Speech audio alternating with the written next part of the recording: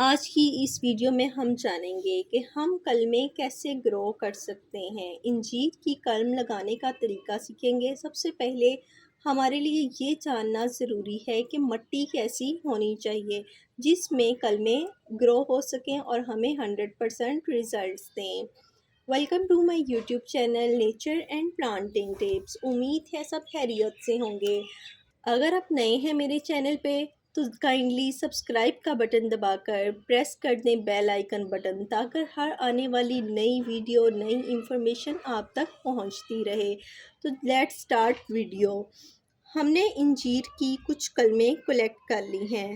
کلمیں لگاتے وقت جو ہم نے خاص ایک چیز کا خیال رکھنا ہے وہ یہ خیال رکھنا ہے کہ ہم نے جب بھی کوئی کلمیں لینی ہیں تو ہم نے قلم کی جو نوٹس ہیں ان کا خیال رکھنا ہے، اور ساتھ ہی ساتھ نیچے سے ہم نے یہ آپ دیکھ رہے ہیں، ایک آپ کو پکڑ کے دکھاؤں گی، ہم نے اس کو تھوڑا سا ایسے گرین کر لیا ہوا ہے، سائڈ سے تھوڑا سا اس کو ترچھا اتار لیا ہے۔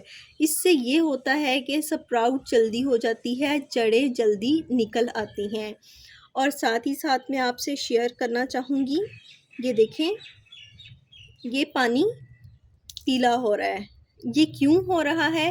ہم نے ان کلموں کو 24 آورس کے لیے ہلدی کے پانی میں بھگو کر رکھا تاکہ اس پہ فنگس نہ لگے اور یہ جلدی سے سپراؤٹ ہو جائیں۔ اب ہم سٹارٹ کرتے ہیں۔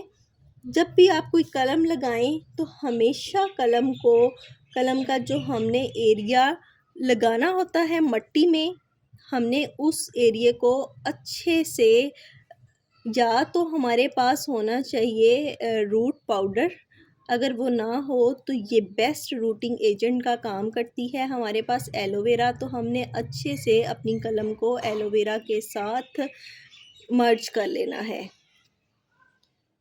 ٹھیک ہے۔ اسی طرح ہم تمام قلموں کو کرتے جائیں گے اور لگاتے جائیں گے۔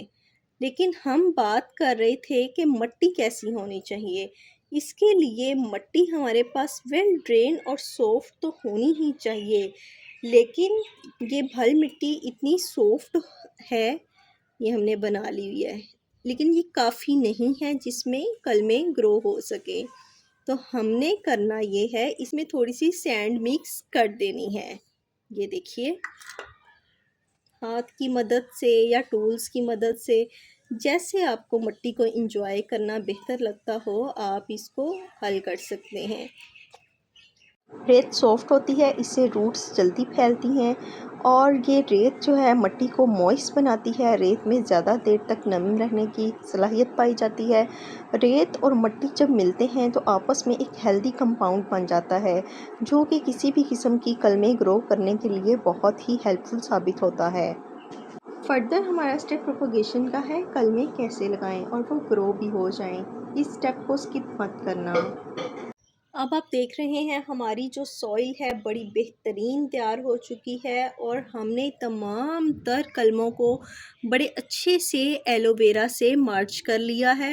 اب ہم اس کو لگانا سیکھتے ہیں۔ سب سے پہلے ہم نے دیکھنا ہے اپنی قلم کی نوڈز کو۔ ہماری جو قلم ہے اس کی جو نوڈز ہیں یہ کس طرف ہیں، کیونکہ اگر آپ نے الٹی لگا دی تو پھر یہ نہیں ہو پائیں گے۔ تو یہ دیکھیے ذرا کلوز سے، یہ جو ایریا ہے یہ اوپر کی طرف ہے، تو اس کا مطلب ہے کہ ہماری قلم یہ اوپر کی جانب ہے، ٹھیک ہے۔ اور یہ آپ نے کسی بھی درخت کی، کسی بھی پودے کی قلم لگاتے ہوئے اس طرح سے اس کو تھوڑا سا شارپ ضرور کرنا ہے، اس سے روٹس جلدی بنتی ہیں۔ اب ہم اس کو لگاتے ہیں۔ یہ دیکھیں مٹی ہم نے ویل ڈرین ویل سوئل کر لی تھی۔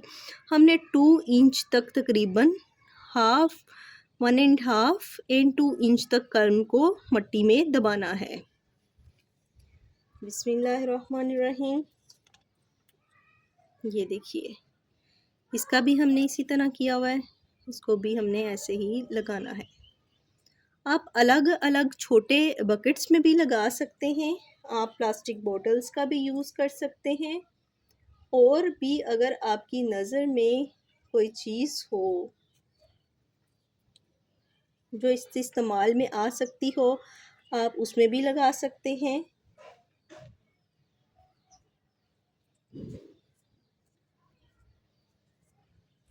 میں نے ایک ہی کنٹینر میں لگانا بہتر سمجھا ہے۔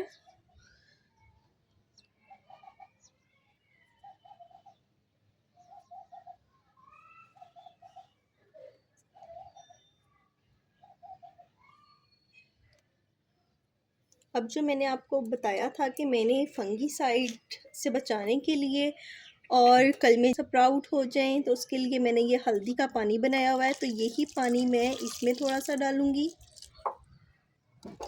مزید جو ہے پانی کا اچھے سے شاور کر دوں گی۔ اب ہم اس کو کسی بھی پولیتھین سے کور کر کے ایسی ایریا پہ رکھ دیں گے جہاں پہ سن لائٹ ہو، اس کو لائٹ ملے لیکن اس کو ڈائریکٹ سن لائٹ نہ ملے، اور اس کو کور لازمی کریں گے تاکہ کلمے خشک نہ ہوں بلکہ اس کے سپراؤٹنگ کی طرف جائیں، پھر ہی کامیابی سے ہمیں رزلٹ ملے گا۔ ویڈیو اچھی لگے تو دوسروں سے ضرور شیئر کیجیے۔ تب تک کے لیے اللہ حافظ and and take take care. care.